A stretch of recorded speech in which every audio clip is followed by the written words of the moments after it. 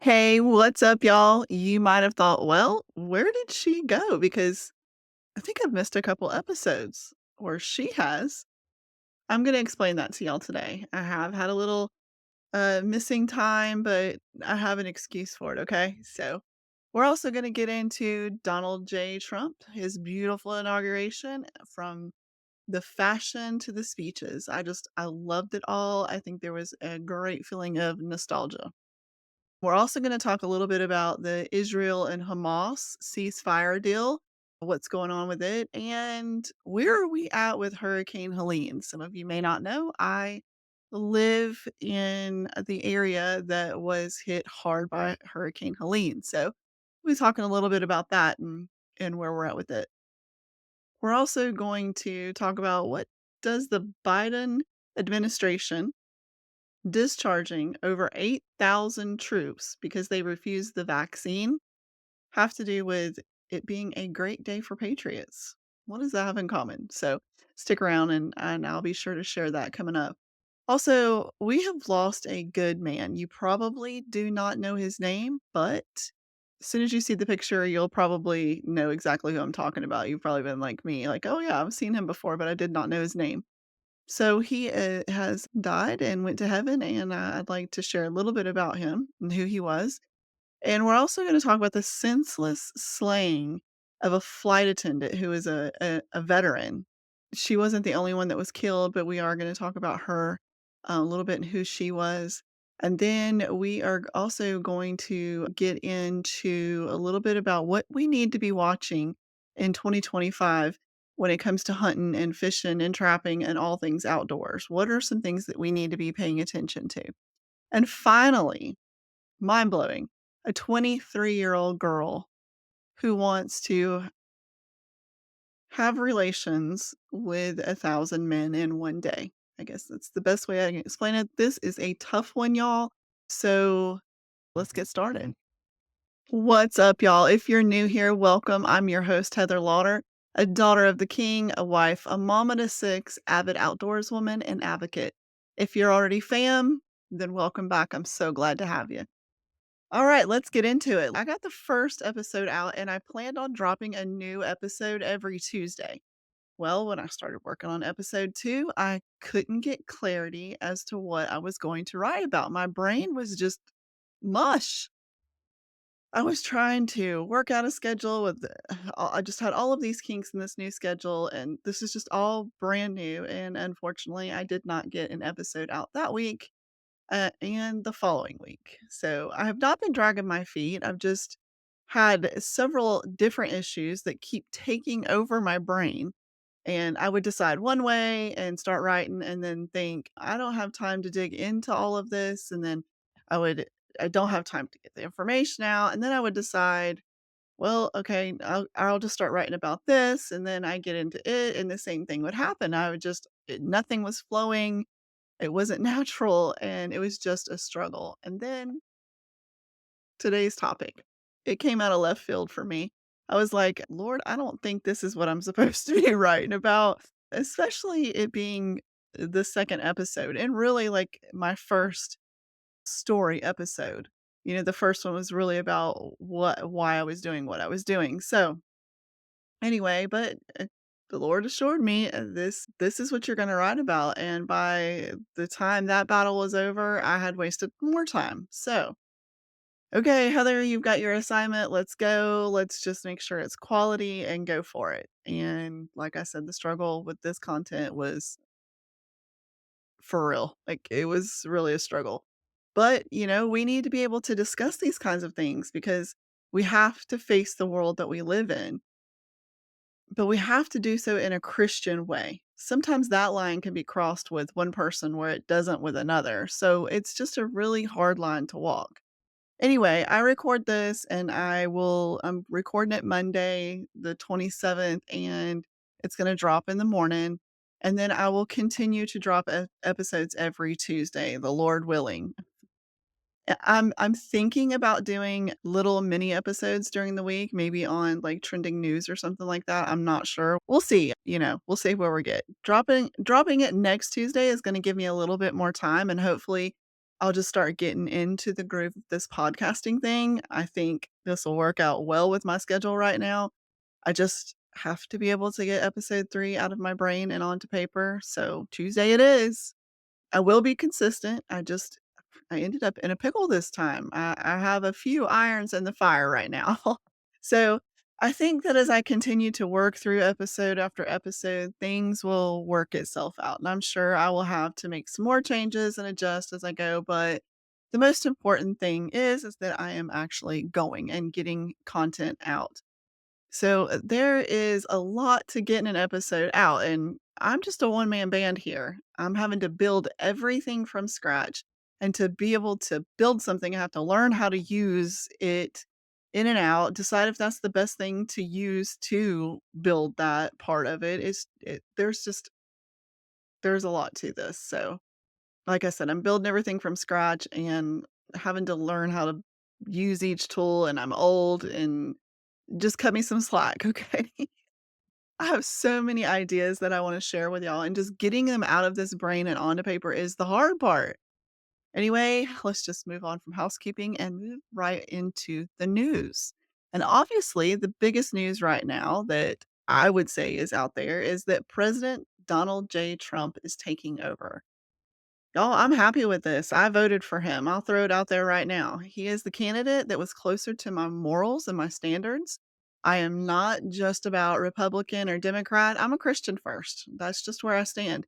I choose who I believe aligns closer with my Christian beliefs.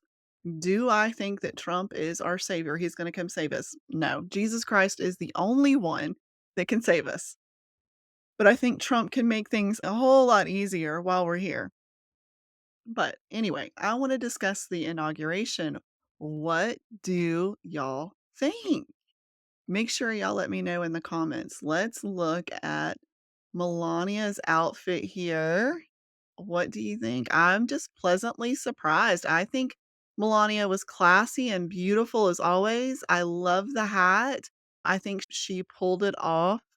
Obviously, look at that. And look at 2016 to 2024. I think Melania has went dark, and I'm here for it. I love it. I don't know if you know about anything about the 2016 dress.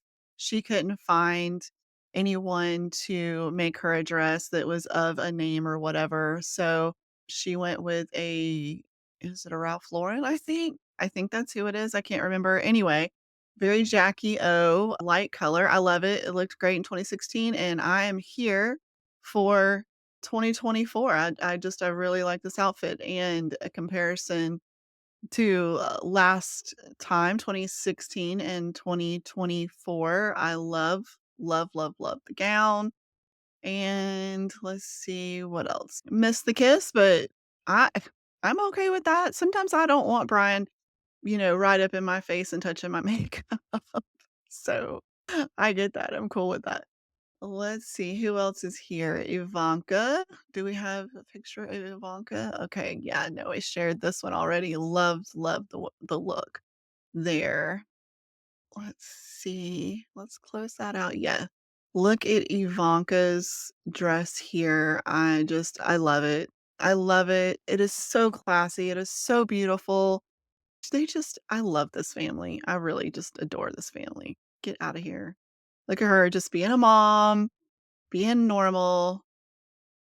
Yeah, beautiful family, beautiful family. Yep, and there they are again. All right. He is growing up. Wow, he's just huge now, and I'm just so excited about where this kid is gonna go. What's he gonna do? I don't know. I'm excited. I can't wait to see what that is going to be. I loved that Trump's family was there surrounding him, and when it came for him to be sworn in, I wish Chief John Roberts would have given them just a moment, all of the family, to get up there and kinda get settled in before he started. I don't know, maybe there's something that I don't know about that, but he sure was ready to just get through it, I guess. I'm sure there's a lot of reasons for that. It did not bother me that it was inside. I'm totally fine with it being inside. I think that was probably a great idea. I think it worked out well. I loved all of the singing that was going on in the rotunda. My husband and I, Brian and I, we just were in DC at the beginning of December and thoroughly enjoyed our time. I've been there one other time when I went as a guardian for a Blue Ridge Honor Flight, but we didn't tour all of the things that Brian and I got to tour. And one of those things was the Capitol. That was the first place that Brian and I went. It was amazing. We thoroughly enjoyed the food. We ate in the cafeteria there, and that was so good. They had a dessert that was chocolate, and it was in the shape of the Capitol itself. It was just phenomenal. It was really good. And I thought Trump's speech was perfect. And I nitpick his speeches, okay? Like I said, I go with Trump because he aligns closer with what my beliefs are on a regular basis, but he is not perfect by no means, and sometimes he gets just way off track on speeches, and I wish that he would just speak better, more not I'm not saying be politically correct, all the time. I'm not saying that, but I just wish he was a little bit better with his speeches, but this one was great. I feel like he got to stand on truth in front of all of those people, and I think that that was great. I loved that he said, "Saved by God to make America great again."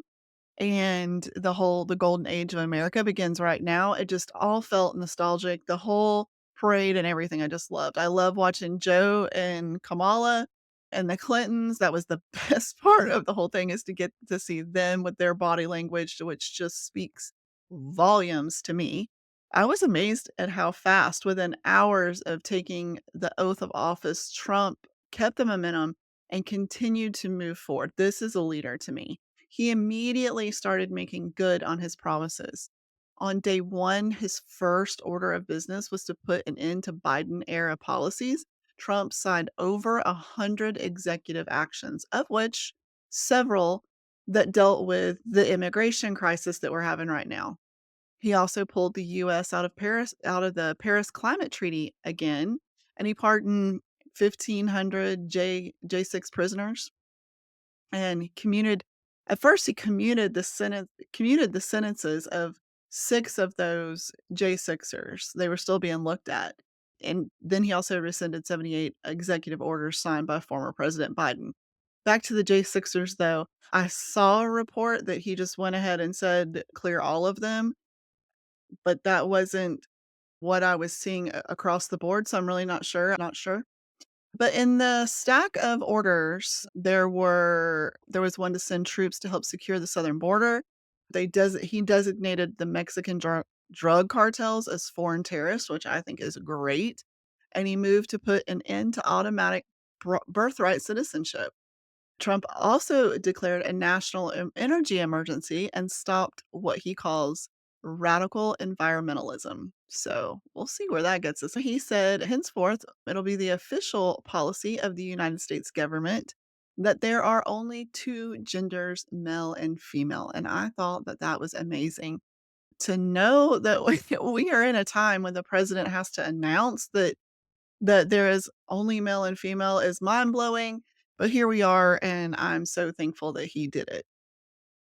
He unified all of us during the speech when he thanked the Black and Hispanic Americans who supported him, and they came out in historic ways, like, just really came out in floods and droves for him, and they helped him get elected.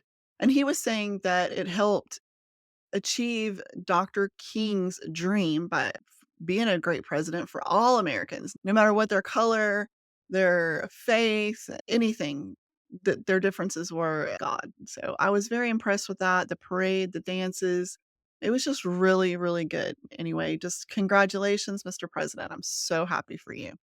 So what's going on outside of the US? Let's see. I have an article here. It was written January 21st, 2025 by Paul Strand on the Christian Broadcasting Network News, also known as CBN's website. And it stated that Israel continues to rejoice at the freedom of three of its daughters, former hostages Doreen Steinbreaker, Emily Damari, and Rami Gonen. I may have butchered those. Hopefully I did not. Let me show you. I have a picture of them here. Let's see. Let's bring that up here. Share that with you. Yes, there they are. So that is 24-year-old Rami Gonen, 31-year-old Doran Steinbrecher, and 28-year-old Emily Damari. I hope I said those names right. The Army has released video footage capturing the emotional moment when the three women first saw their mothers and FaceTime their families just shortly after their 15 months of captivity in Gaza ended. It goes on further to read that in Tel Aviv, Israelis gathered at Hostages Square to celebrate the return of those freed, but also to remember those still in captivity. Meanwhile, in Gaza, Hamas, despite being bombarded and hunted for 15 months by Israeli forces, quickly reemerged from its hiding places as the ceasefire took place. With its police and fighters quickly taking back control of the streets. As for the citizens of Gaza, many are returning to their homes to find nothing but rubble. One man stated that he came back to check on his house and it was gone. He planned to put a tent on top of the rubble where his house used to be and stay there. He has nowhere else to go. Referring to the hostages, Trump said, "So now the work begins." He noted, "We won, but now the work begins. We have to bring them home." Trump has expressed pessimism that Hamas and Israel will get through all three stages of the ceasefire without renewed fighting. However, he remains optimistic that Saudi Arabia may join the Abraham Accords, foregoing a historic peace agreement with Israel. Israel's Prime Minister Benjamin Netanyahu extended his congratulations to President Trump and expressed hopes for what America and Israel can achieve together. In case you don't recall, just a few days ago, it's been about a week or so ago, Israel and Hamas agreed to a ceasefire deal. And the deal was reached after weeks of negotiations in Qatar, and they agreed to do a phased release of dozens of hostages by Hamas, hundreds of Palestinian criminals and terrorists held in Israeli prisons. The ceasefire also allows for thousands of displaced people in Gaza to return to their homes. So they got to the point where they released three hostages and they had 94 left. And now I'm going to put up another picture here. See if it'll share it. Yes, there they are. Hamas names 4 Israeli female soldier hostages to be freed in a second swap. This was done. This combination of pictures shows the Israeli hostages: Karina Arviv, Nama Levi, Liri Albag, and Daniela Gaboa, soldiers who were seized from their army base in southern Israel during the deadly October 7th, 2023 attack by Hamas. So I have no doubt that I butchered those names, and I am so sorry. But these were the other 4 that have been released, and I know that they are talking about releasing more at this time. Yeah, so I'm not sure what the next release is and how they're going to do that, but I know that they do have another one planned. It looks like so far so good that they are getting hostages moved back and forth. So that gives us a little bit of hope. Meanwhile, in my neck of the woods, Hurricane Helene did a number on us. These here are some pictures. Let me share them with you. Yeah, this one here, the first one says that it is in Boone, North Carolina. The second one there is the Walgreens in Swannanoa. It says Asheville, but that's well, no, I'm sorry, that is Asheville. That is the Asheville area. Let's see, what else do we have here? That is Lake Lure. Lake Lure is where my husband and I have fished forever. We raised our kids on the lake and the French rod. Again, that is Boone. It's crazy. Boone. Wild. Wild what this did here. In all honesty, it is just really difficult for me to even talk about. I think partly because we're all still in shock here. But I think that it's so hard to talk about because there are so many around us that are still hurting. There were so many that were killed. They lost everything, and we were blessed. We had no damage whatsoever directly to our family or our property. So we were very, very blessed. It's also hard to talk about because what my eyes have seen and my ears have heard, well, I'll just never be able to explain in words that would fit properly that could tell you enough what happened, what has happened here. I just can't even explain it. Look, I grew up in South Florida. I have lived through several hurricanes, bad hurricanes, and weather in general in Florida can just generate a tornado, and it often does out of nowhere. Just like when it storms there, you really have to pay attention because you never know what is going to happen in Florida. But the difference in the geography and the topography here and in Florida is in Florida, you have flat land and if it does flood, the water recedes and goes back where it was. Here, you have mountains, so wherever the water was on top came rushing down, not from just one place, but it could be coming from several different places down into a valley, and it just washed places away. The devastation that I saw here was far worse than anything I have ever seen in my life, and I've been in law enforcement, I've been in the legal field, like, I've seen a lot of things, okay? This was the worst that I've ever seen. I've never been in a situation where I have been literally cut off from the world for days at a time. We had no idea what was going on outside of where we were, and when we were on a quote unquote job working, so if we were cutting people out of their homes and Brian was on the track hoe and he was doing something and I needed to run back to the shop to get something, if they moved jobs or something like that, then I had to find them. Like, we really had to try to keep track of each other because it was just so like, if we left the house in the morning and he went one way and I went the other I had to get more supplies and he was just headed to the job. He had to be at that job so that I knew where he was because we had no other lines of communication. But it didn't totally freak us out, I think, because we grew up that way. That's how communication was. So, that was fine for us. But we weren't able to get a hold of one of our daughters, and then it was rough. So we just didn't know what was going on. And all 6 of our kids, they live in different houses. Like I said, one lives an hour away from us, and we had to know that Brian's parents and his family was okay, and we started from our house and worked our way out from them, just cutting from here, cutting trees and debris off of everything so people could get out of houses, supplies could come in.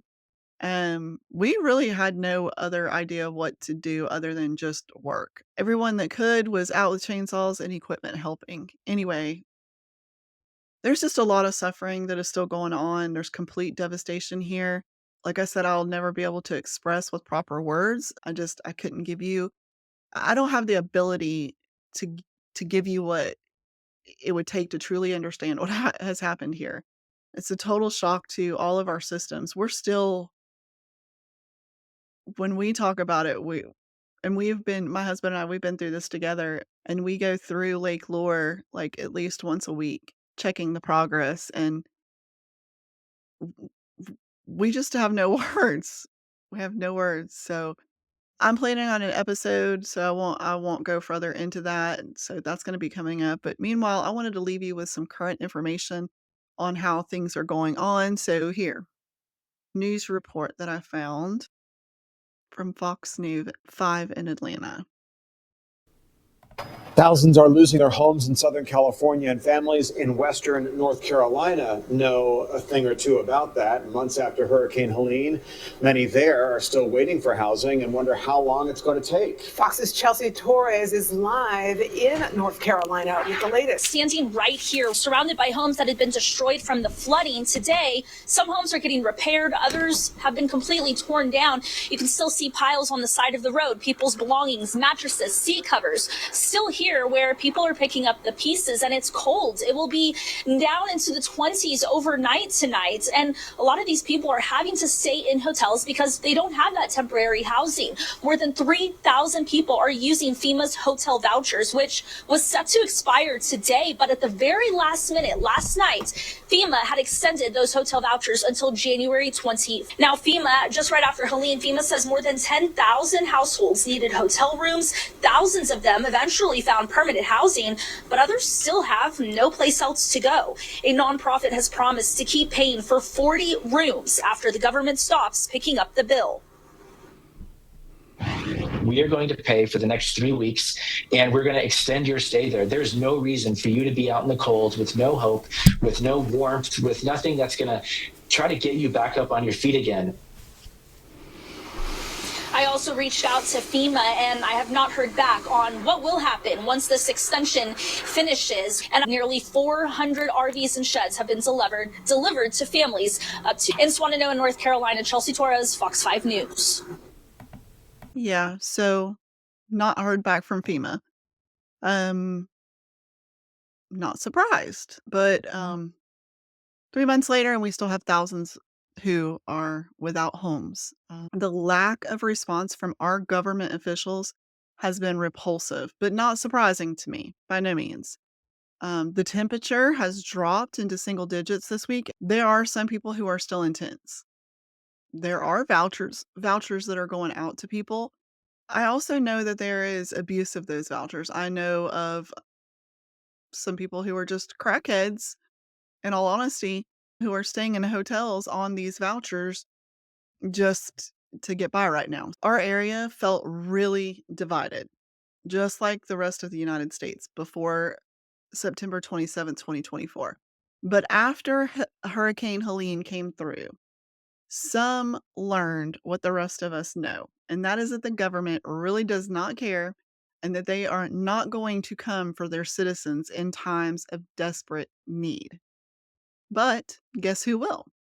The ones with the tools, equipment, and knowledge of what they do on a regular day. The good old boys and good old girls who rely on their God given talents and learn skills to take care of themselves and others day to day. When we made it into an area to start cutting them out, it didn't matter if the car that they made, they were humans, and that's all that mattered. There was some bad things that come of it. There was some looting. There was some people just flat out stealing stuff from sinners, from churches, and turning around and making storefronts and selling it. But our area has come together more than I have ever seen before. And besides the good old boys and the good old girls, guess who else stepped up? And that was the churches. Our churches worked tirelessly around the clock, providing whatever, wherever they could get it, whatever was somebody said they needed, someone figured out a way to get it to whoever needed it. It was so beautiful to be able to see Christians in action being the hands and feet of Jesus Christ. It was beautiful. And this hurricane brought people together in a way that I've never seen. I won't discount those who have come in to help with your heart pure and full of good intentions. But there are some who have taken advantage of others. The prices some of these companies have charged to take trees off of houses, they should just be ashamed. I don't know how they sleep at night. I honestly have no idea. But I am thankful that Trump came into town on Friday, January 24th. I did not go to that because it was very cold. I didn't go stand out in that, but we needed that boost and our community just needed that encouragement. And I think that the vice president is here actually today, but that's just something that we've needed in our area, to have that encouragement and just a lift, knowing that we have the government to back us is just, it feels really good. And I think we needed that. But anyway, I'm going to be watching that and we'll see. Let's move on. We got to get into politics here. Let's see. I have a news article by Taylor Penley published on January 27th, 2025. It states that retired U.S. Army bomb disposal expert Brian Mast praised President Donald Trump's plan to reinstate service members booted for refusing the COVID-19 vaccine with the brush of a pen, signaling an end to the saga that saw thousands expelled during the pandemic. It's a great day for Patriots, a great day for our service members, my brothers and sisters in arms, Flor- the Florida Republican congressman told Fox and Friends co-host Stephen Ducey. Let's not forget, it wasn't just the military, it was other government agencies as well, where they essentially were washing conservatives that were raising their hand saying, I don't want to take this vaccine. They were washing them out of government, washing them out of West Point and the Naval Academy, Air Force, Coast Guard, Merchant Marine academies, washing them out from being on the next promotion boards for sergeants, majors, or officers. And they were creating a system where the ones that were going to be giving promotion to the next classes of individuals were all going to be those that didn't say, no, I'm not a conservative. And, I'm okay with everything that you're doing right now. That's just what's taking place. A White House fact sheet detailing the executive order says only 43 of the more than 8,000 service members discharged by the Biden administration and then Defense Secretary Lloyd Austin returned to service after the vaccine mandate was replaced in 2023. The same fact sheet says reinstated troops, both active duty and reserve, will be restored to their prior rank and will receive back pay and benefits under Trump's order.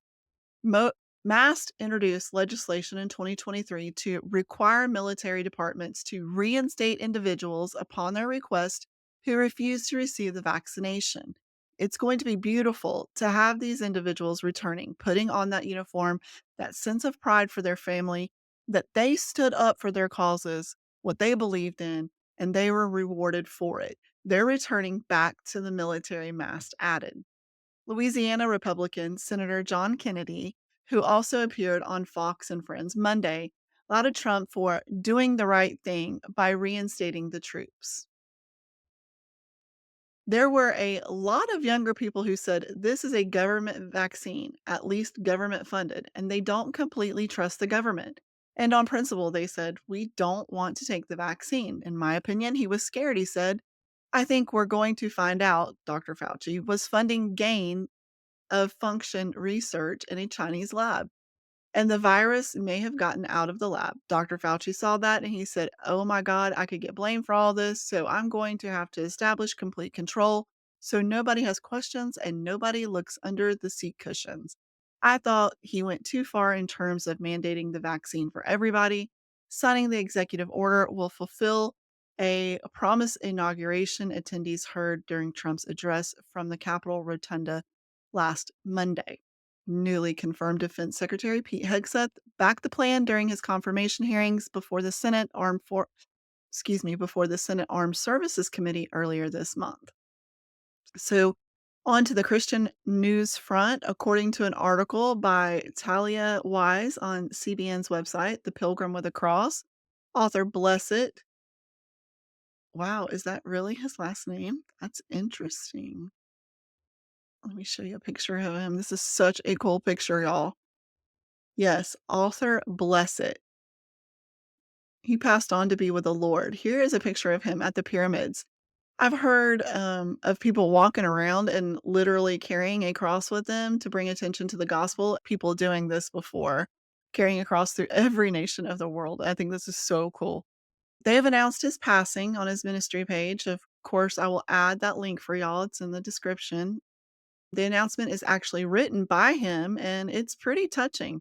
Blessed was 84 years of age and known for carrying a 12-foot cross that was 45 pounds for over 43,000 miles in over 300 countries. That is amazing. According to the CBN article, Blessed was known internationally as the Pilgrim with the Cross and dedicated his life to spreading the gospel of Jesus Christ.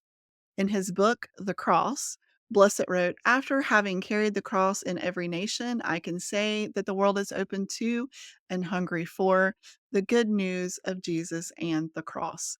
The only problem is that the laborers are few, as Jesus said. He goes further to say, my goal has been to get the cross off the wall and into people's minds and hearts, where they can understand and experience its message. He continued, a large cross being carried makes an unforgettable impact on the mind of the person who sees it. Years later, people still remember when and where they saw the cross being carried away. What a legacy he leaves behind for his family. Well done, sir. Well done. That is awesome. So go check that out and just be praying for his family to have comfort right now. They're suffering a loss. This is a guy who just carried a cross for us, but he is a loved one to other people. So let's move on to veteran news. According to Fox 9 in Denver, Colorado, mm, authorities confirmed that a suspect is in custody for the murder of a veteran American airline flight attendant who was one of the victims killed in a random stabbing spree during a layover in Denver. According to police, Elijah Caudill, 24, was arrested late Sunday evening in connection to 4 stabbings that occurred over the weekend. The article goes on further. In a statement to Fox News Digital, American Airlines confirmed that Phoenix-based flight attendant Celinda Levno, 71, was one of the victims. Celinda's love for her horses, friends, and family will always be remembered. We stand in support with Celinda's family, friends, and our colleagues in Phoenix in flight as they process this senseless tragedy. The spokesperson for the Association of Professional Flight Attendants, a union that represents American Airlines flight attendants, continued on. Levno began her career in 1989 with American West, which merged with the U.S. Airways and then American Airlines in 2013. Police said the incident happened around 5:17 p.m. on Saturday when officers responded to reports of a stabbing. When officers arrived, they found Levno with stab wounds to the neck, along with 2 other victims who sustained injuries. Levno was transported to a local hospital and was later pronounced dead. Police said another male victim was stabbed late Sunday night and succumbed to his injuries.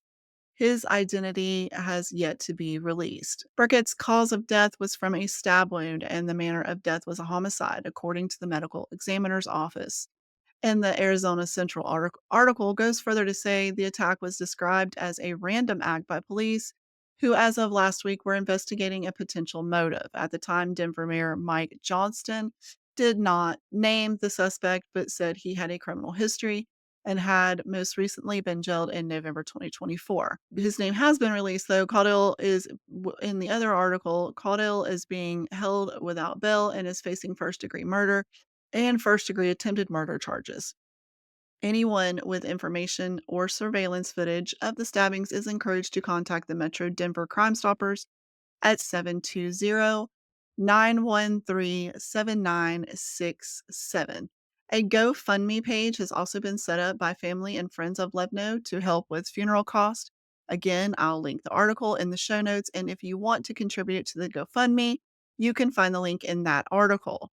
Celinda Ann Levno was an incredible woman. She was 71 years young and still working hard as a flight attendant.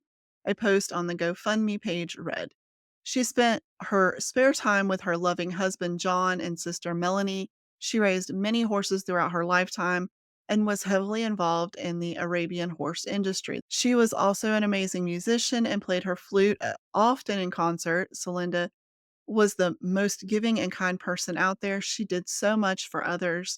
Such an amazing and kind woman who was taken way too soon. Terrible loss for this family. Our thoughts and our prayers go out to them.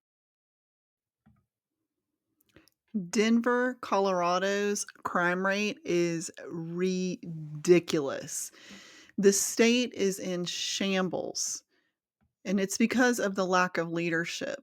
There's a website named Common Sense Institute Colorado where I did some research, and they state on their website that in 2023, Coloradans, I hope I said that right, will have municipal elections in their most populated cities. This is back in 2023. To inform these debates, CSI will produce reports on the most pressing issues facing Colorado cities: crime, housing, and homelessness for Fort Collins, Denver, Grand Junction, Pueblo, Colorado Springs, and Aurora. The research is done by experts Cole Anderson, who is a research analyst, and Stephen L. Byron, who has a PhD, and he is a chief economist. The following is their introduction and key findings. And it says that this report looks at the current state of crime in Denver through the lens of publicly available data on the level of crime and crime rates. We use data on neighborhoods made available by the Denver Police Department to study crime at the individual neighborhood level and at the city council district level. Crime rates in Denver continue to top pre-pandemic levels. In 2022, Denver's average monthly crime rate was 43% higher than in 2019 and 75% higher than in 2008. The average monthly crime rate for motor vehicle theft is 172 incidents per 100,000 residents, an increase of 293% compared to 2014, the year that the state passed statutory reductions to motor vehicle penalties. Compared to other cities in the U.S. with populations over 100,000, Denver ranks third in motor vehicle theft crime rate and sixth in property crime rates and 10th in rape crime rates. Relative to other major Colorado cities, Denver is ranked first in motor vehicle thefts and first in property crime. Concurrent with Denver's rising crime rates, one would expect a corresponding rise in arrests, convictions, and incarceration for the sake of public safety and justice. Further analysis is warranted to determine how the criminal justice system is responding. The findings in this report show that Denver faces a growing crime problem and addressing it should be top priority. Wow. So, what's going on in Colorado? Well, because of my research in protecting hunters' rights and gun ownership, I'm aware of some of the politics in Colorado. And Colorado's governor is Jared Polis. In 2011, he became the first openly gay parent in Congress. In 2018, he became the first openly gay man and secondly, openly LGBT person after Kate Brown elected governor of the U.S. state. In 2021, he became the first governor in a same sex marriage. In 2022, he became the first openly gay man and the first governor in a same sex marriage elected to a second term in office. He is also the first Jewish person elected governor in Colorado. So he obviously does not understand God's order, which that's that a man and woman are to be married. So that explains why he doesn't understand how he should be able to keep his state in order, obviously. The crime stats prove it. And when you start looking at fishing and hunting and wildlife issues in this state, you open a can of worms, which makes sense because guess who the governor is married to? Who is the first gentleman of Colorado? His name is Marlon Reis. Marlon Reis, Reis. I don't know. An American animal rights advocate and writer. According to Wikipedia, he served as an unofficial advisor to his partner's gubernatorial campaign for governor. And as a first gentleman, he has focused on animal rights and welfare, environmental and civil rights, and LGBT rights. Shocker, huh? Uh, oh, there's more of a mess with that too. But so on speaking of hunting and fishing and all of those good things, let's move on to the conservation front. And I found an article by Zach Bodhane on the Theodore Roosevelt Conservation Partnership website. You can find the link in the show notes. This just gave me plenty of information on what hunters and anglers and trappers, whatever you do, just going outside, are going to want to watch out for in this coming year. He tells us that the 119th Congress can deliver for hunters and anglers this year. He states in the article that the 118th Congress was productive for hunters and anglers, and the Theodore Roosevelt conservation partnership community. Alongside our partners, we celebrated the passage of the Explore Act, America's Conservation Enhancement Act, and the Water Resources Development Act, which all contained important provisions for habitat conservation and access, but there is still more work to be done. The article goes on to say that the 119th Congress officially began on January 3rd, 2025. Amid the uncertainty of navigating a presidential transition, new leadership in the Senate, and fresh faces sitting atop numerous committees, Congress has the potential to deliver big wins for fish and wildlife habitat, conservation, and hunting, fishing, and recreational access. What does the article tell us to watch out for? Well, that's a new farm bill. It states that any new farm bill should also include a reauthorization and expanded funding for the voluntary public access and habitat incentive program, the only federal tool aimed at increasing hunting and fishing access on private lands. Additionally, Congress should use Farm Bill proposals from the 118th Congress to conserve big game migratory habitat on private lands and improve forest health and fish and wildlife habitat in headwater environments. Second, unlock more access opportunities for hunters and anglers by passing the Map Waters Act, the Map Oceans Act, and reauthorizing the National Parks and Public Lands Legacy Restoration Fund. The National Parks and Public Lands Legacy Restoration Fund was established by the Great American Outdoors Act, which is set to expire soon. Third, streamline permitting for restoration projects. 118th Congress failed to pass a comprehensive permitting reform legislative package, and this needs to be revisited. Fourth, conserve big game migration corridors. Zach stated in his article that the Wildlife Movement Through Partnerships Act, introduced in the 118th Congress, would formally authorize existing federal programs initiated by the Department of the Interior during the Trump administration through Secretary Order 3362, signed by then Secretary Ryan, to conserve big game migration corridors through voluntary financial and technical assistance to states, tribes, and private landowners. But there's a funding gap that needs work. Fifth on the list is the Support Wildlife Habitat, Connectivity, and Public Access in the Highway Bill.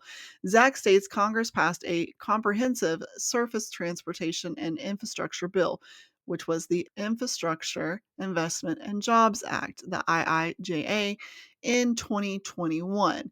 And the IIJA included numerous conservation investments championed by the TRCP and our partners, including generational investment in wildlife, crossing infrastructure, fish passage, public land access, and natural infrastructure solutions. Many of these programs funded under the IIJA are set to expire in fiscal year 2026, handing the 119th Congress an opportunity to build on the success of these programs that benefit fish and wildlife habitat, reduce cost, create jobs, and enhance public safety. Moving on to last on the list, number 6, develop tax policy updates that fund conservation. The article says that Republican leadership in the House and Senate are wildly expected to prioritize a broad tax reform package in 2025. This provides an opportunity for 119th Congress to close tax loopholes that divert funding away from conservation. Hopefully, the 119th will get to work, and it's up to us as hunters, anglers, and wildlife lovers to make sure that they do the job in front of them. So, what's up last? A little bit of news.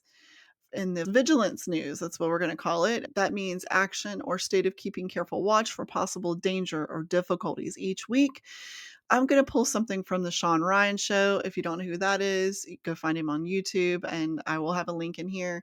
I love everything that this guy is about. The link to his website is in the show notes, and you can find all of his videos there too. Go check him out. Okay, so Shawn and Sarah Superbad Adams.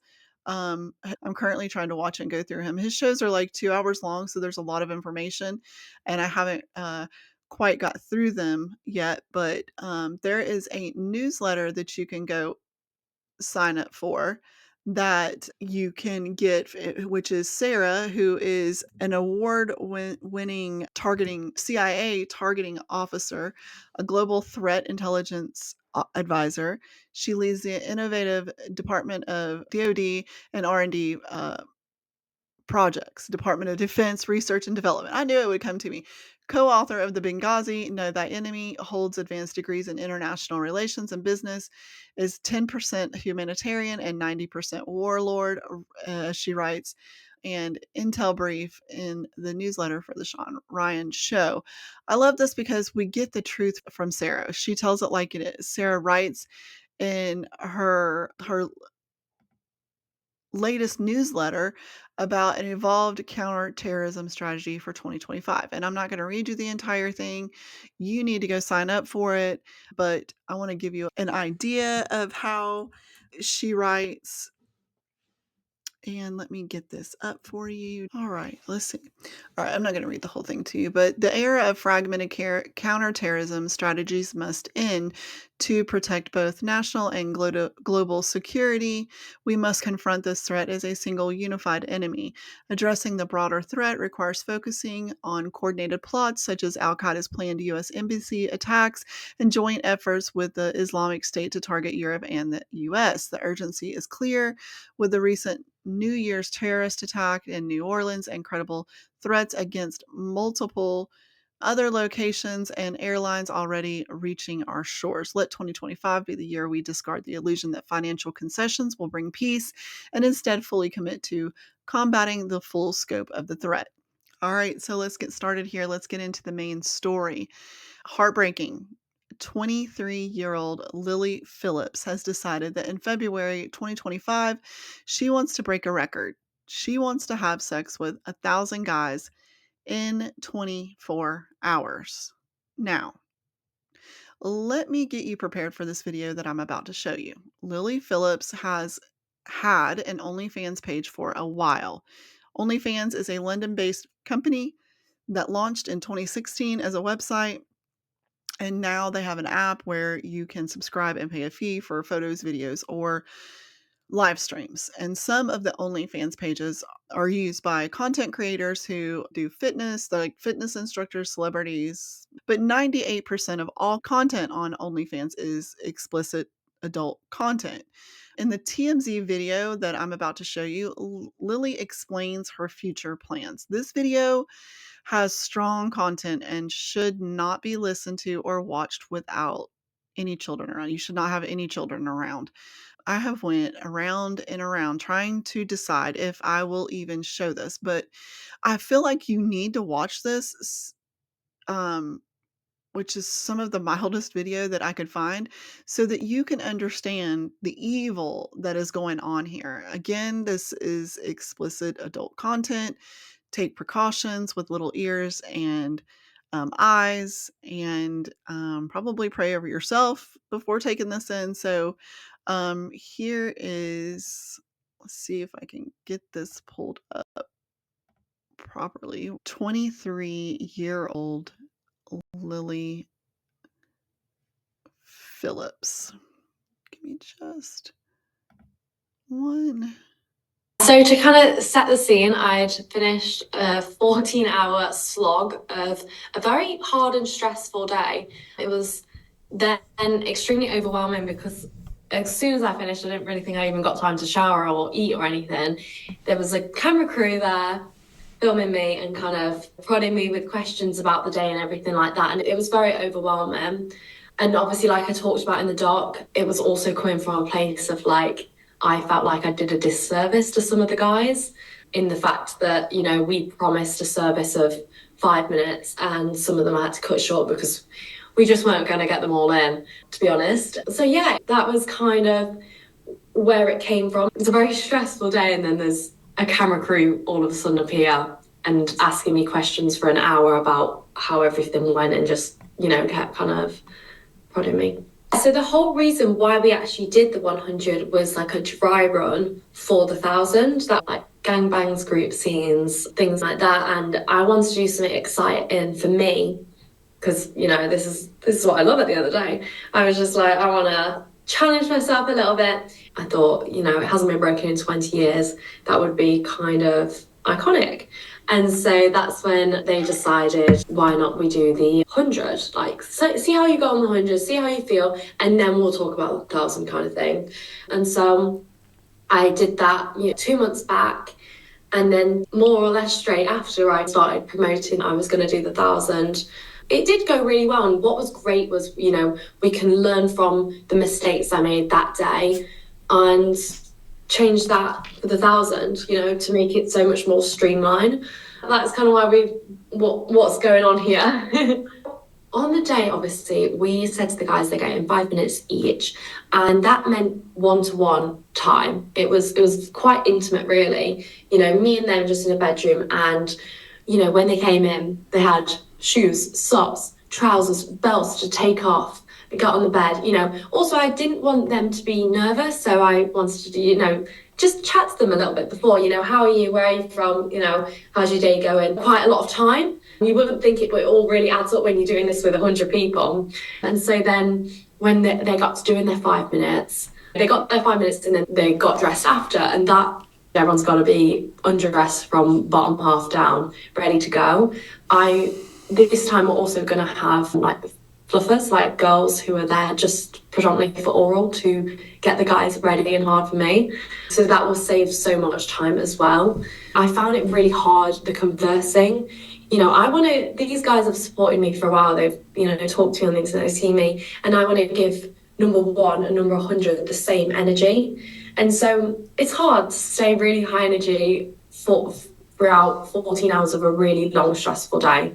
We also had slight issues with, are we even going to make it to 100? Because people were getting cold feet and dropping out, which is fine. But obviously next time we're going to book in a lot more guys to make sure that if we have them drop out, it doesn't really matter.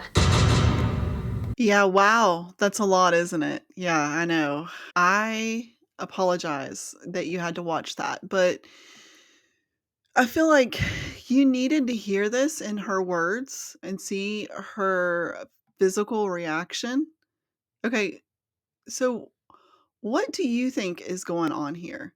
Let me explain a little bit about what you see and hear in this video. Okay. In the beginning of the video, she is talking about how she prepared or essentially trained for her upcoming 1,000 men in one day record in February of this year. Relations with 100 men in one day. And this interview that you just watched from TMZ was after that day. So she's reflecting on the 100 in preparation for the 1,000. Okay. And oh, so many things come together here to make a perfect storm. But the driver of the boat, Lily Phillips, has no idea how rough and chaotic this sea is going to get. She is 23 years old. Her brain is not fully developed yet.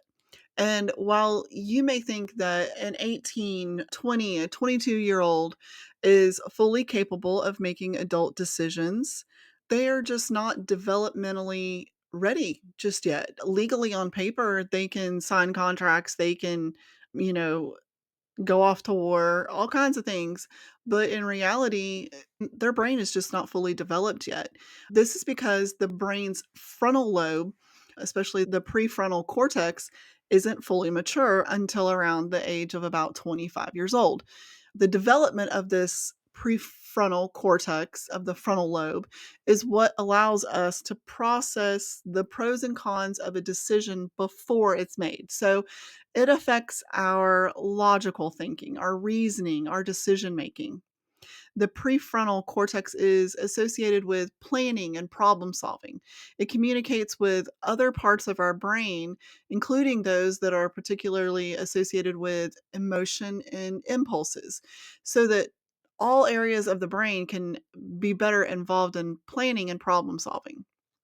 And what does this mean for young adults? Well, they are making adult decisions without a fully developed adult brain, which is why it is so important for adults to be involved in their lives, especially if you are the parent of one. I have 6 of these right now. All 6 of our kids are adults. 2 of them, I think, I have to think. Yes, 2 of them, excuse me, are above the age of 25. This age, they're just probably not thinking about long-term consequences for their behavior. Does that mean that I'm giving Lily Phillips a pass? Absolutely not. She knows right from wrong. And I know from my research that plenty of people have reached out to her and had conversations with her, and they have tried to make her question, at least question what she is doing so that she can maybe second guess and stop this train wreck. But she's still planning to move forward, is to go on with what she's doing. So remember that I told you in the beginning, Lily Phillips has had an OnlyFans channel for a while, so she's been into porn, meaning that she's participating in the acts. Guess what the effects of porn are on the brain? And science is only just beginning to show us the neurological repercussions of porn consumption, meaning watching, just watching. She's not just watching, she's participating. I can only imagine that participating has neurological effects far worse than just watching it. Some experts say that long term pornography seems to create sexual dysfunctions, actually.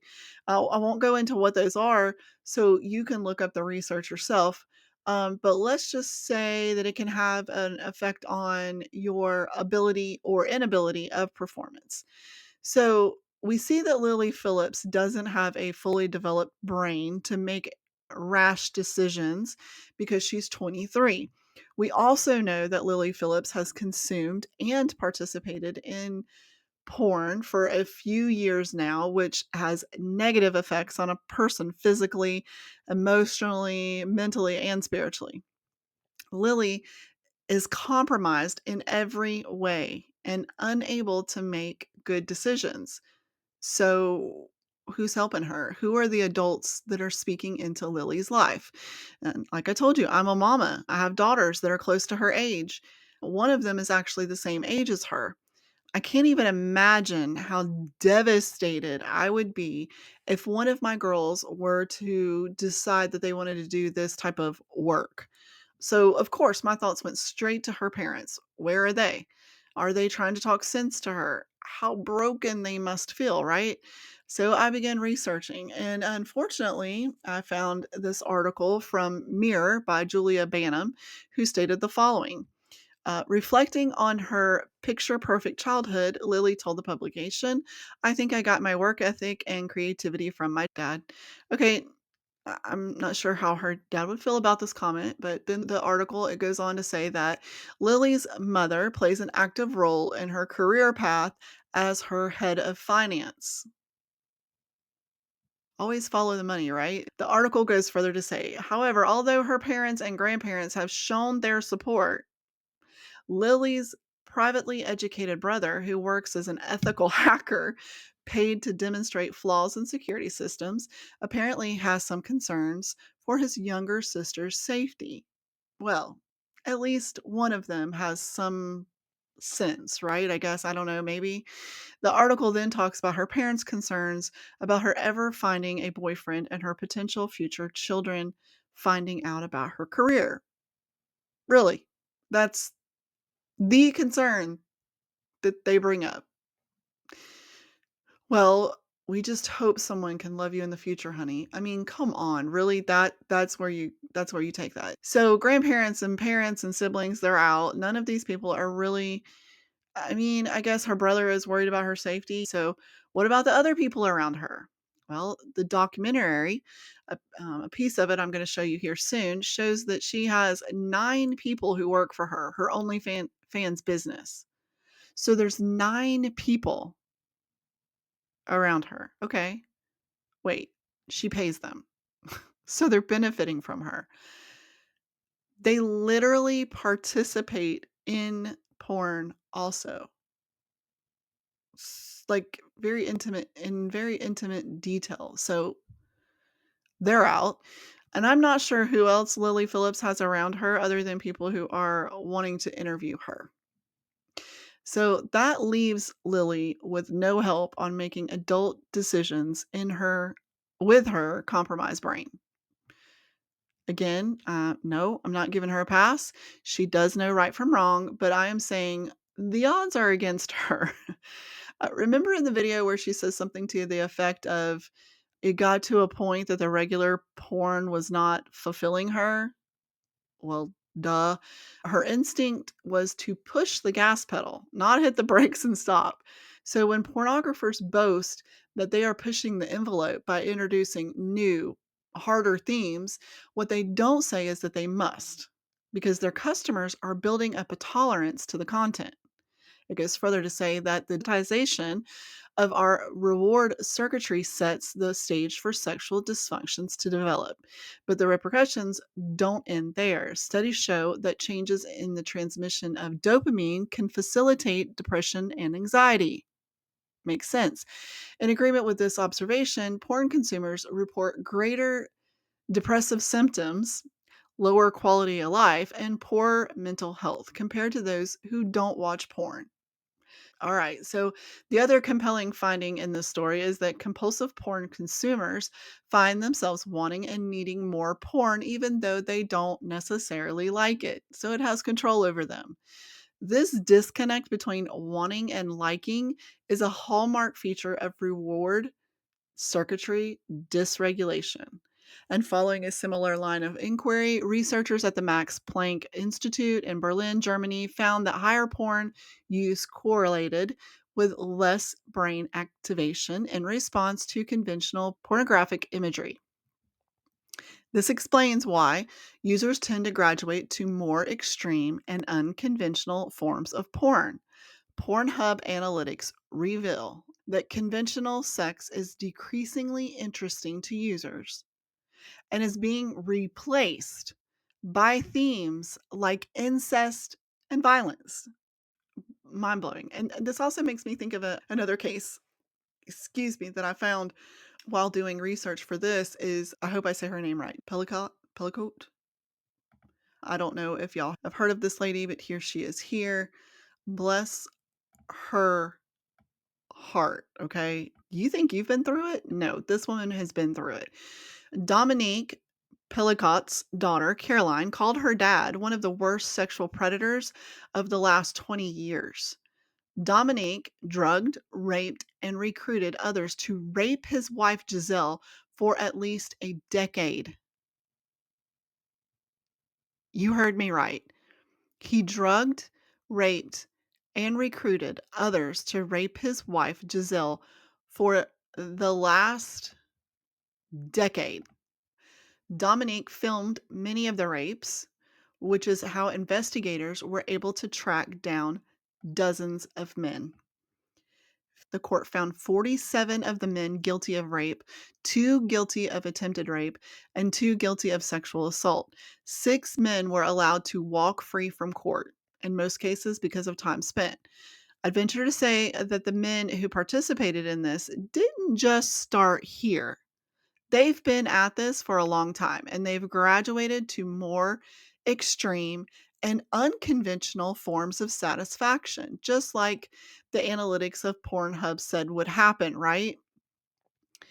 The perpetuation of sexual violence online is particularly troubling as rates of real life incidents may escalate as a result.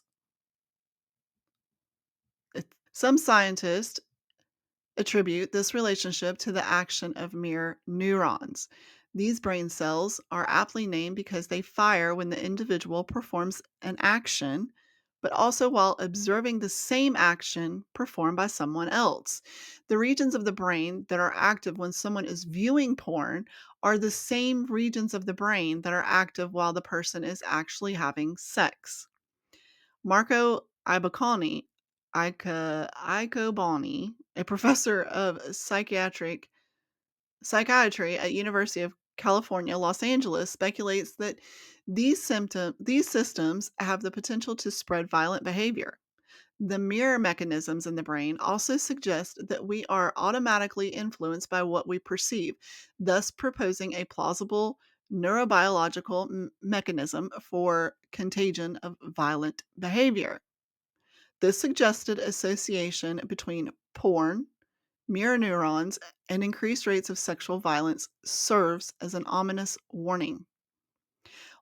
While high porn consumption may not drive viewers to harrowing extremes, it is likely to change behavior in other ways.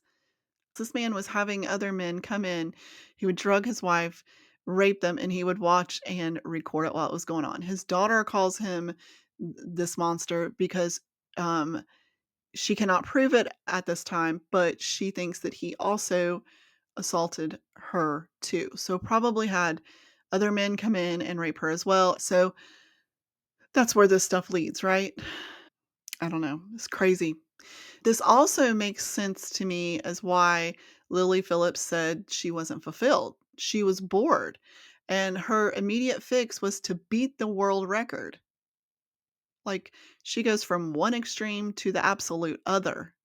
So you're going to beat the record. Okay, what? Let's skip that. Then what? What are you going to do next? Where are you going from here? I mean, if she makes it past this physically, what could possibly be next? It sounds to me like she's always going to be reaching for that high, that need to be significant to someone. Is just my gut reaction of where this is coming from. We understand what's going on here. We know that she is making decisions with an underdeveloped brain, so she isn't fully capable of making good decisions. She is not good at decision making, problem solving. She doesn't have adults in her life who are willing to help her. They're actually taking advantage of her, if you ask me. She has participated and consumed porn for years, and she's only 23 years old. Let's figure out why. Why is Lily Phillips consuming and participating in porn and now going further and taking that to the extreme?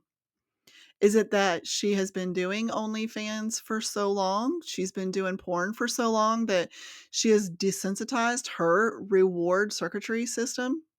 Or maybe her clientele is pushing for more extremes because they have a desensitized reward circuitry system themselves? Or perhaps, I don't know, maybe something else is at play here. I'm not saying that this is the very case, but I've suffered some pretty traumatic events in my life. I know pain when I see it. There's not a person out here who hasn't been touched by trauma in their life, some worse than others. Um, and that's because we live in a fallen world. But there's pain in that lost girl's eyes. Um, it looks to me like she has been through something in some form or fashion. Don't know what it is, don't know how it came about, but something has happened to her for her to be able to just think that this is okay. That works. We'll see what happens. So there's this guy, Josh Peters, I think is the way that you say his name. He did a documentary on Lily, and it's on YouTube. I highly advise you not to watch it. It's really hard to watch and to listen to. This girl is being abused. I think you can consent to being abused, and I think that's what this is. But Mr. Peters and his crew, how many there are, I don't know. At least one cameraman that I know of. They were there to interview Lily just days before the 100 Men. So he's interviewing her before the 100 Men and wanting to understand where she's going from here. And so they let the crew, so then they left, and then the day of they were there, and then they left and they came back. So this video that you're about to watch is after she had relations with 101 men in one day. It's not for the weak, girls, if I'm honest. It was hard. I think if you're a different type of girl, it's very like... It's kind of like being a in a sense of it's just a different feeling. I don't know how to explain it. It's not like just having sex with someone. Yeah. Just one in, one out. Like, it feels intense. Like more intense than you thought it might. Definitely. Really? I think I was you know, when I talked to you last, like, I was not nervous. It was like the day before. I was like, oh, I'm so nervous. But it was good. It was more, I guess the interactions weren't like, I'd have to stop them early and like, you'd have to stand on business and be like, I'm so sorry, you got to go. And like the awkward interaction of like you feeling pressure to have to make them come if like you haven't spent enough time with them. And it's hard, I think, having the interactions with them when they're like, what, you're not going to make me finish? I've come all this way. Like, kind of like guilt tripping me a little bit. I felt bad, like some people just travel so far, like I didn't want to give them a shit time and like come away from this and be like, oh, that was shit. I think sometimes like feeling so like robotic. By the 30th, when we're getting on a bit, I've got a routine of how we're going to do this, and it just, sometimes you disassociate and be like, it's not normal things at all. In my head right now, I can think of 5, 6 guys, 10 guys that I remember, and that's it. But it's just, I don't know, it's just weird, isn't it? Like, if I didn't have the videos, I wouldn't have known I've done 100, you know? But yeah. I think that was kind of the hard part, when they'd be like, oh, we've only had 2 minutes or 3 minutes, and you said 5 on the message. Did someone say that to you? Yeah. And obviously, it just makes me feel so bad. Do you think you should feel bad about that? I guess when you've promised something to people who support you, it's kind of hard to let them down. Like when you, Yeah. Have you even processed, do you think, what's happened? Not yet. God, I won't forget this day, Jesus. When I decided to start making this documentary, I wasn't too sure of what to expect. I certainly didn't expect to see Lily so upset at the end of it all. She had stressed to me throughout my time with her how excited she was for this challenge and how this was her fantasy, so to see her so visibly upset at the end of it all was really sad. But my confusion was only added to in the days following our filming with Lily, as she announced to her fans that in February of 2025, she would be sleeping with 1,000 men in a single day to break the world record. Last week I did 101. Now, this was just the warm-up, because in February I'm going to be the first person ever to reach 4 digits of in one day. 1,000. Maybe what we witnessed that night was just someone overwhelmed with emotion after completing such a monumental challenge. Or maybe we saw the true toll this career can have on a person. Yeah. It's hard to watch, isn't it? Terrible. You know that you are watching something that is so sinister, so evil. I agree with Candace Owens here. I really think that this breakdown is when we see the real Lily Phillips, and the other is just a facade. That's who she wants us to think that she is. Um, it's just fake, though. Why do you think that she finally broke down? You didn't get to see the beginning of this video, um, which is days before, like I said, and she's just like, everything's fine kind of thing. And you can see that she's actually went through all of this, and her body is just really well. You can see this is what it looks like for a human to begin to start processing trauma. I've been through a lot of violent, abusive situations in my life. I was sexually assaulted as a very young child over a period of time. And then I went through some other situations as I grew. I survived about 8 years of domestic abuse in all forms and fashions. So, in my journey of healing, I have done and continue to do a lot of research to try to understand how God has made my body. I'm not a huge fan of psychology or psychiatry, those kind of things, and we'll be getting into those, but there are some good things about pieces of it. I'll put it that way. So, anyway, I've studied things like trauma, coercive control, triggers, neural pathways, brain science, how our body reacts to trauma. And what I see is a very young woman who just went through a very traumatic situation. I understand that she is giving consent to these guys, but I still think that there can be consent and abuse in the same sentence, same action. This is abuse. Those men are abusing her. She is allowing it, but that is exactly what's happening. She's trying to deny it. She's trying hard to deny it, but she's no longer able to control her physical response to what her body just went through. She's overwhelmed emotionally. She closes off with her body language. You notice how she was sitting and she keeps putting her hands up, touching her face. This is a way of closing off. And then she started to cry. She's broken and she cannot explain why. She doesn't understand why she wasn't fulfilled when she exceeded her goal of 100 men. She had 101, so she exceeded it, and she, at the end of it, is broken. It's kinda like Solomon. He tells you he's had everything, all the things, and then at the end, it is nothing without God. So, I feel like that is a picture of this. She went to an extreme of 100 and wasn't fulfilled, and now she thinks 1,000 is going to do it. So, it's just a lie straight from the devil himself, the father of lies. Lily stated in an interview that her childhood was ideal, and I'm paraphrasing here, but she acted like it was a normal childhood. I don't know what is normal to her, but her normal and my normal are not the same. And my childhood was not a cakewalk, by no means. It seems to me like there's something going on. There's more than meets the eye here with Lily Phillips. I think that there's a high probability that Lily has been through something very traumatic from all of this to even start an OnlyFans page.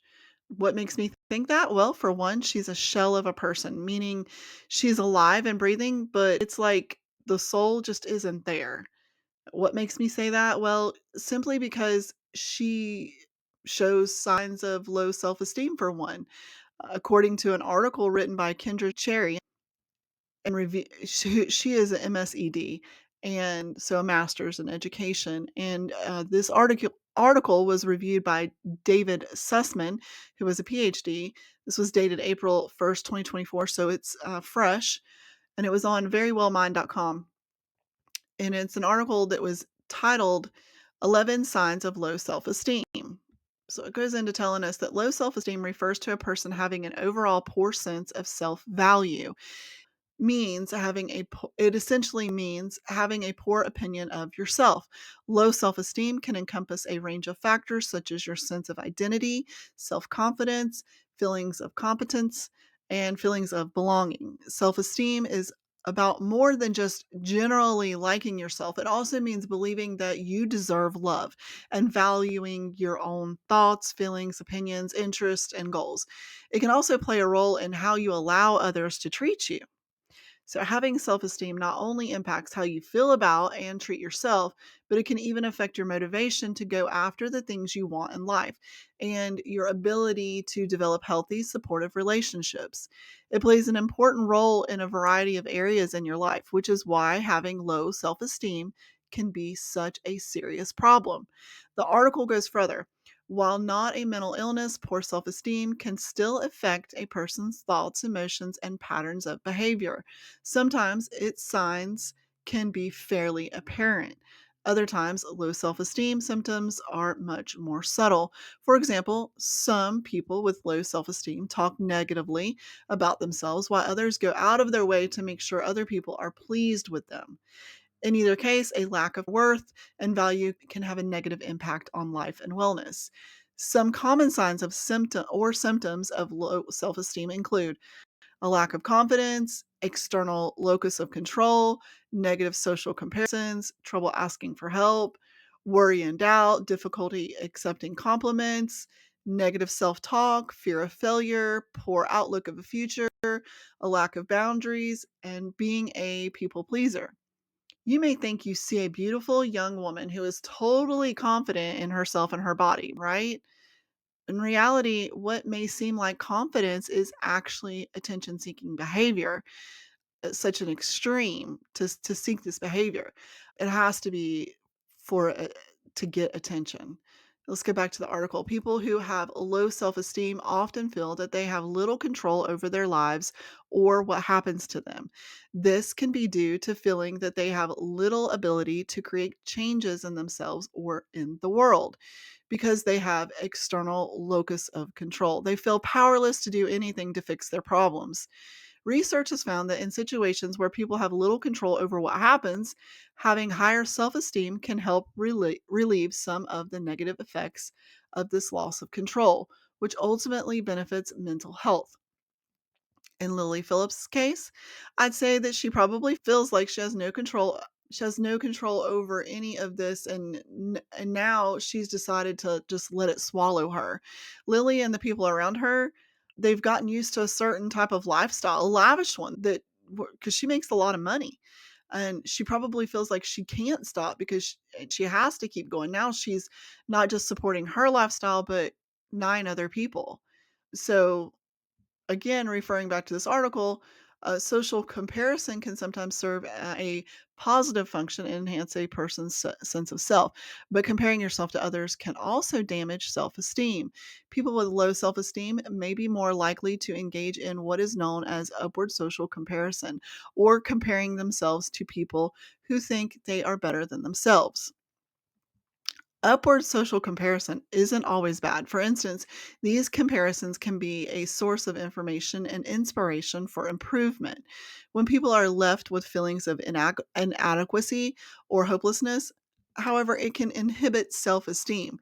Social media can also play a role in such comparisons, contributing to low self esteem. If you often compare yourself unfavorably to people on social media sites such as Facebook and Instagram, your self esteem may take a hit. Like the free content, don't you know that people are just tearing her down? Don't you think that affects her? I mean, I'm sure she feels like she has to stay in perfect shape to keep doing this for one. And because her self regard is low, she might also feel that she doesn't deserve the help. She doesn't prioritize her own desires. She may struggle to assert herself when she is in need. For instance, she probably has realized that she is in over her head, but she won't cry out for help and put a stop to this. So she nonchalantly discusses her relations, and the delivery of those discussions is bold. She's very candid with the interviewer and even invited him into the room where she films and even goes into great detail on everything that goes into creating porn. Lily has absolutely no boundaries. Anything goes. The article says that a lack of healthy boundaries can create problems when others don't respect a person's space and time. The lack of respect not only adds to the person's stress levels, but may also make them feel less valued.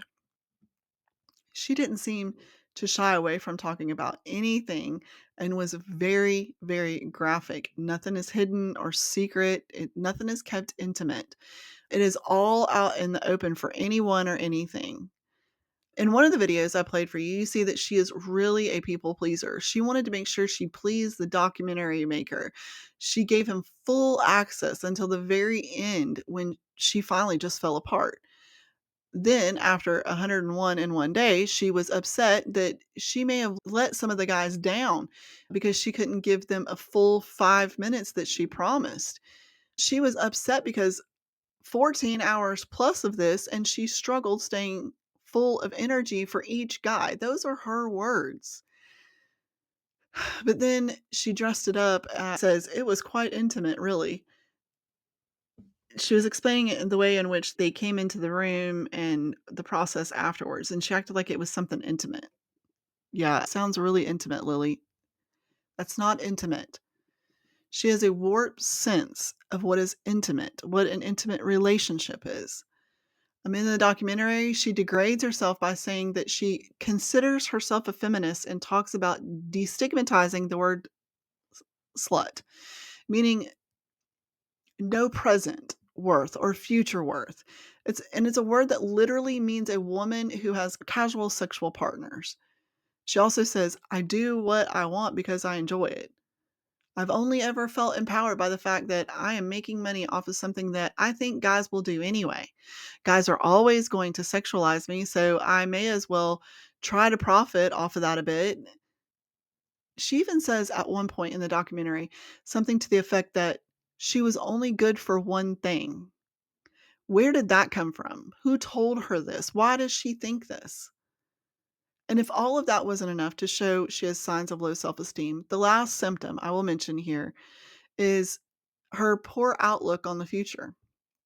When the documentary interviewer is asking her questions about her thoughts about marriage and children in the future, she said, and I'm paraphrasing here, that there are a lot of men out there and eventually some poor beep will want her, hopefully. I don't think she really has thought about her future kids seeing anything about what she's doing on the World Wide Web. And she's just really not thinking about her future at all. What causes low self esteem? I'm glad you asked. Looking back at that article on verywellmind.com, several factors could be at play, some of which include brooding or being preoccupied with dark or sad memories or thoughts. Does she brood on, or is she preoccupied with? She tells us she had a normal childhood. Like I said, our normal is not the same. So we really don't know what the specifics are, but we do know that everyone has some type of trauma that's happened to them, right? I do believe that once she started porn, she definitely has some things to be sad about. I mean, porn is evil and dark just in participating or consuming it. She engages in negative self talk or self criticism. I heard it myself directly from her mouth when I was researching this.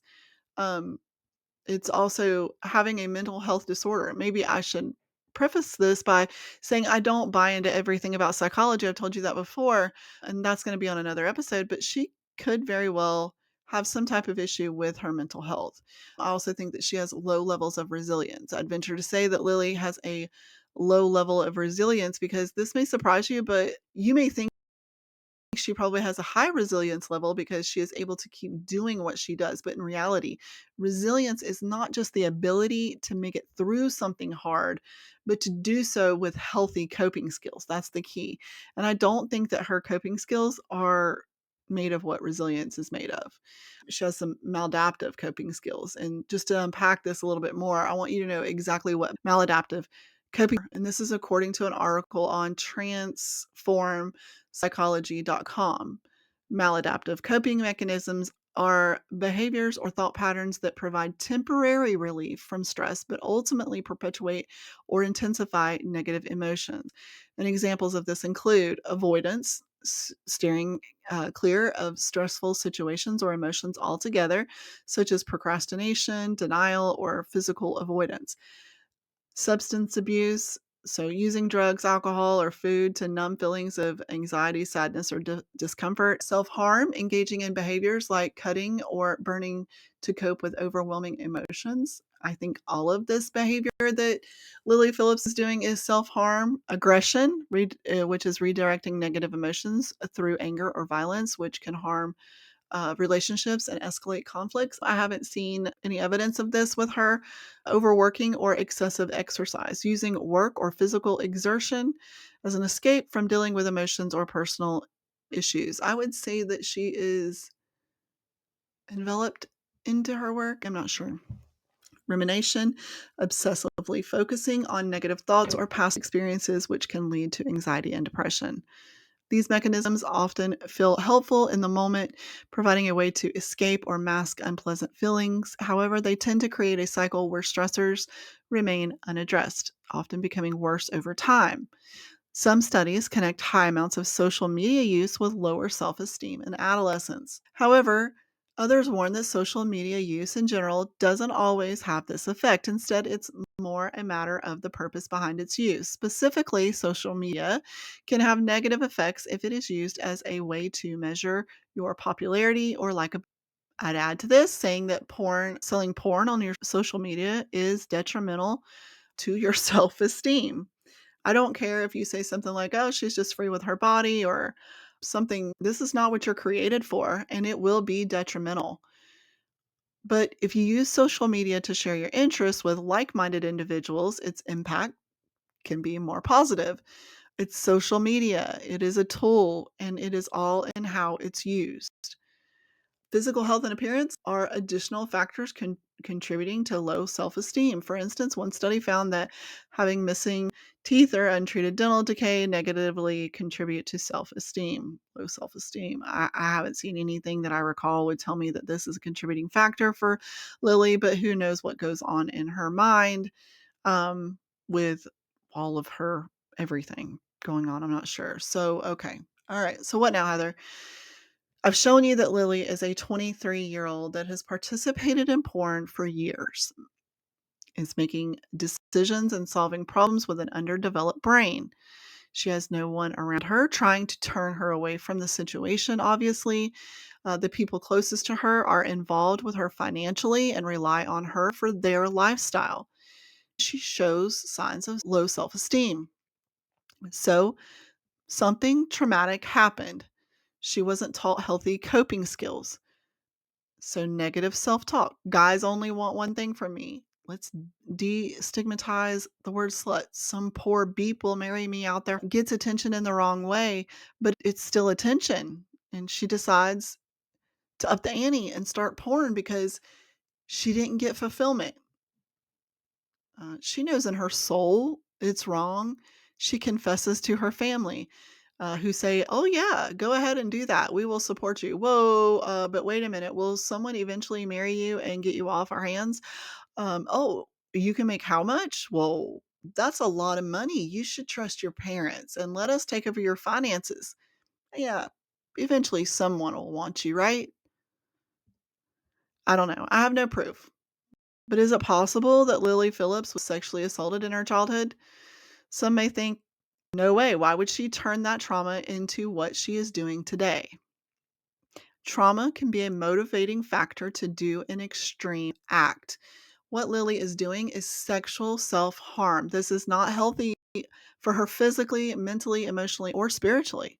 And according to rapecrisis.org, one reason that someone does sexual self harm to themselves is for control, as well as controlling emotions. After experiencing sexual violence, it's common to feel out of control.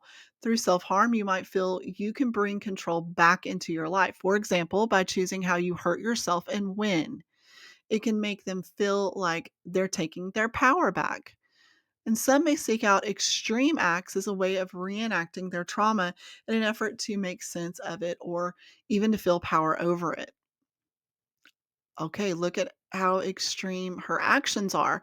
So, why would someone go to these extremes? Do you know why you don't see a bunch of other women deciding that they're going to do this? No, I mean, you don't see a bunch, but, and there are, unfortunately, there are a few.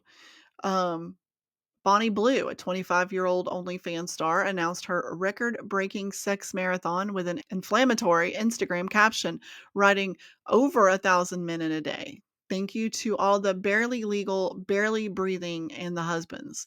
The sex worker built her brand on sleeping with barely legal teens and taking their virginity, but denied allegations that she's a sexual predator to Metro in a UK First interview last year. Really?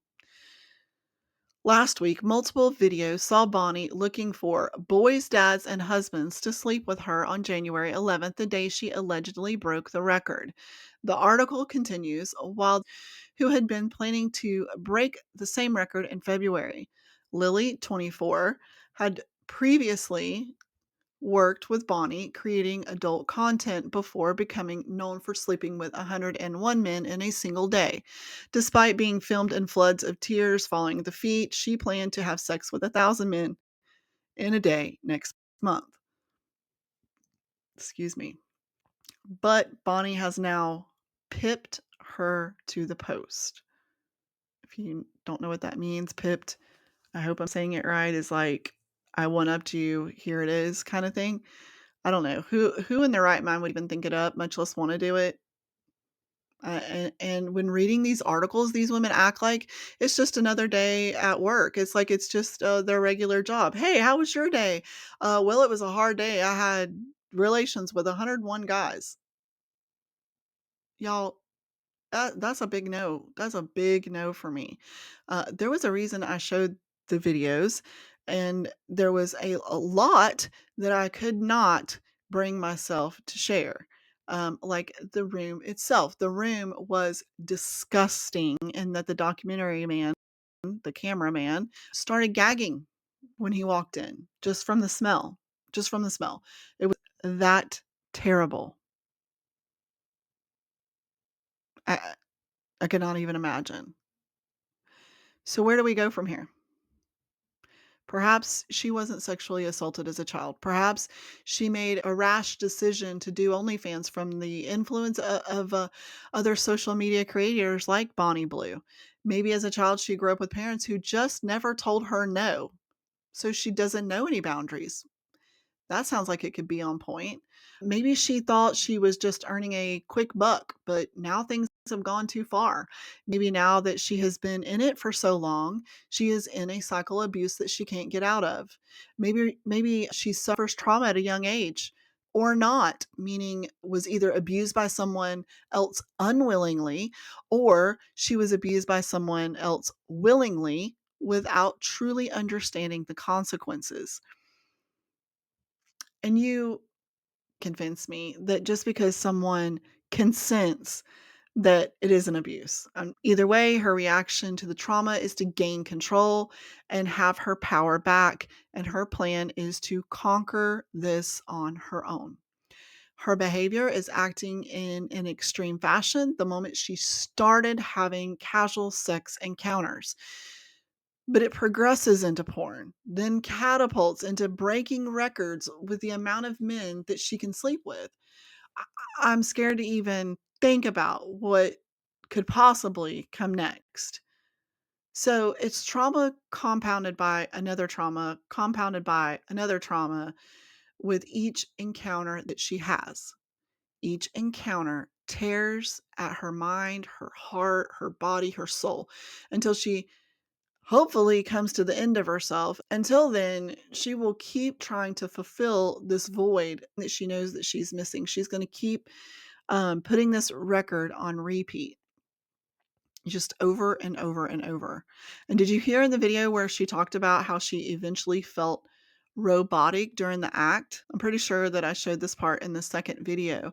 She starts getting upset because she states that she felt like she let the guys down.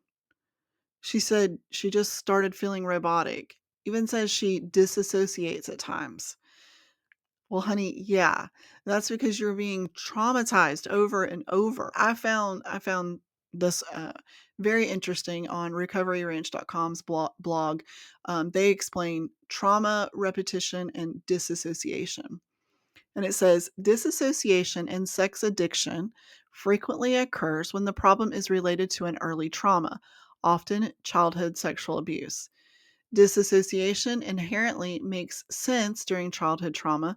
Its core function is a way of switching off something unpleasant, a way to get through the situation without dwelling on the details. This is effectively the same as not wanting to focus on the sensation of having a tooth pulled. It's much better to try to ignore it the best that you can. Later, when the individual is engaging in his or her sexual behavior of choice, often closely tied to those early traumatic experiences, he or she will zone out in the same way, almost acting in a trance and possibly not even experiencing pleasure. And those who use sexual behaviors to drown out negative feelings, it may feel as though he or she is acting outside of conscious choice, like the behavior is written in a script the individual has now no power to change. It's an automatic um, reliance on sexual acting out to overcome negative feelings. The reason she is disassociating is because it is this is trauma, because it's traumatic, because this is not what God intended sex to be like. This is not what a relationship between a man and a woman should look like at all. God created woman from man, from his rib. God saw that it wasn't good that man was alone. So woman was created to be his helpmate. He created them, their purpose, so that they could procreate and to glorify him, of course, but to procreate is the line that I'm going down here. God says in Genesis 2:24 that a man and a woman should leave their parents and become one flesh. Matthew 19:4 through 6, Jesus cites Genesis 2:24 and says that God created people male and female. Eve was specifically created for Adam. God tasked Adam with naming all of the animals, and then it was said, not a helper fit for him. Couldn't find a helper fit for him. So God put Adam into a deep sleep, and he removed Adam's rib, of which he created Eve. God presented Eve to Adam, and he said, "This at last is bone of my bones and flesh of my flesh." Then God makes it official when he says, "Shall become one flesh." Adam was awakened to discover that he was missing a piece of himself, and immediately God returned the missing piece with Eve. So beautiful. Each woman is made for each man. And after making it official, God tells them to go forth and procreate. God designed sex to be within the boundaries of a marriage covenant. Violating God's design just so that you can obtain pleasure is not just foolish, it is defying what God wants us to enjoy. Sex outside of marriage mocks the Creator's will and puts human desire before God's wisdom. The Bible says to flee from sexual immorality because it is a form of self-harm and a sin against your own body. The Apostle Paul wrote in 1 Corinthians 6:18, "Flee from sexual immorality. Every other sin a person commits is outside of the body, but the sexual immoral person sins against his own body." You need to understand that sex is deeply spiritual because as humans, we have a soul. God put up these guardrails so that you wouldn't just drive off the mountain. What I'm saying here is that God is a God of order. He created everything with a purpose. When you go against that order, there will be consequences. And Lily Phillips is suffering those consequences right now. That is why she is reacting the way she reacted in the end. I'm not sure if it was in this clip or not, but there was one done with her the day that the documentary filmer shows up. Lily was walking down a hallway about to go in a room. And I think it's in the second one. I think the interviewer asked her what she was going to do, and she just spits the information out. But she says, "I tried getting in the shower." Like the interviewer was it's common for a woman to want to go take a shower after being in a sexual encounter that is traumatic. I think it's the best way to put it. They just want to be able to wash everything off. You think that you can wash off the strong emotions that you're feeling. But in reality, the only one who can wash anything away is Jesus Christ. He is the ultimate healer and redeemer. It is very, very sad to see this young woman like this going to extremes to try to get love. She is trying to hold on to the people in her life around her, and she has to pay them to stick around. And yet, in the end of this video, what do you see? You see her sitting by herself eating alone. This poor girl doesn't even know what she's missing in life. It's so sad. And what does this say about our society? We aren't off the hook just because we aren't participating directly in what Lily Phillips is doing. Well, a Titus 2 woman is a mature Christian woman who teaches and mentors younger women in the Bible.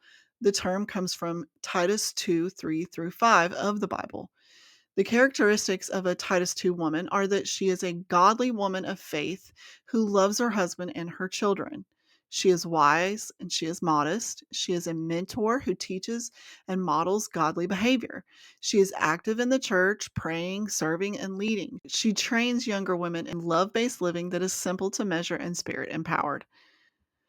Her goal should be to train younger women to be virtuous, faithful, and reverent. She should live in a way that draws others to Christ and leaves critics with no room to attack her faith. Notice none of that says you should snatch younger women up by the hair of their head and tell them exactly what they need to do and how they need to do it. It doesn't say that you just sit back and judge her and look down on her and talk bad about her and gossip. That's not what it says. It says quite the opposite. You're supposed to do life together. So, what about our men? Look, I'm going to be the first to tell you that I think our world suffers from an epidemic of weak men. God made men to be leaders. It is God, man, woman, children. So God, husband, wife, then children.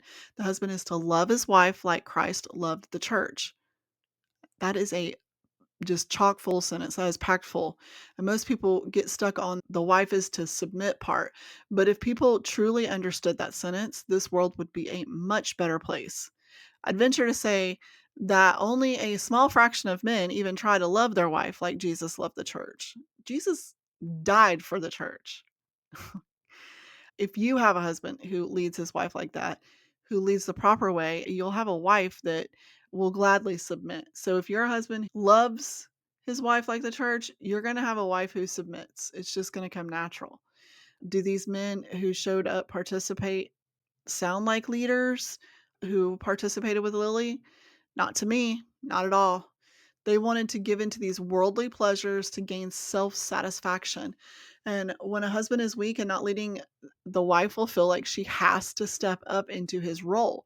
That is out of order. Therefore, you're going to have problems. You're going to have marriage problems with your kids. You're going to have all kinds of problems because she's going to feel like she's carrying all the weight. She's got to hold all of this together, and she'll start being bitter towards him. If he is weak, he's just going to let her carry all of that. And she will. She'll step up into that man's place. A woman will submit naturally to a man who leads properly. I find that most men are going to submit if a man is leading properly. It just happens naturally.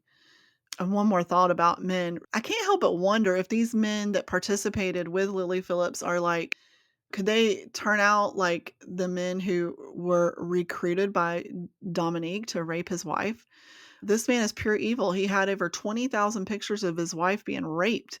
It's just an unreal evilness. And I wonder, these guys have participated obviously in porn already, consumed it, obviously, because they're fans of hers or know of her, I guess. And now they've participated in this. Like, is it going to just keep going on from there?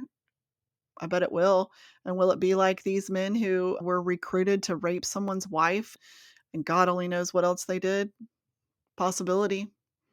I really hope that Lily Phillips changes her mind, but I don't know. We'll see. I hope that she does. I'd like to pray for her and ask that you join me daily in praying for her to find Christ. Lord, thank you for getting me through another episode. Lord, thank you for what you are doing on this platform. Lord, I lift Lily Phillips up to you. I pray that she comes to the end of herself and realizes what she's doing to her mind, her body, her soul, her heart, Lord. I pray that a Titus 2 woman will enter her life and mentor her. I pray that she comes to know Christ and learns what her true identity as the daughter of a king is. And one thing is for sure, know a redeemer. And no matter what you have done, he can fix it. And you can invite him into your heart right now by saying a prayer, something like this. Say, Lord, I know I'm a sinner, but I believe that you were sent to die for my sins, that you were buried, but rose 3 days later. I want to make you Lord over my life. And if you prayed that, then please leave us a comment and let us know below. It's important to share your commitment to Christ with others, and we want to let you know what those next steps are. So, all right, y'all, that's all for today. Thanks for joining me on this episode of Her Wild Pursuit. If you're watching on YouTube and enjoyed today's conversation, don't forget to subscribe, comment below, and share.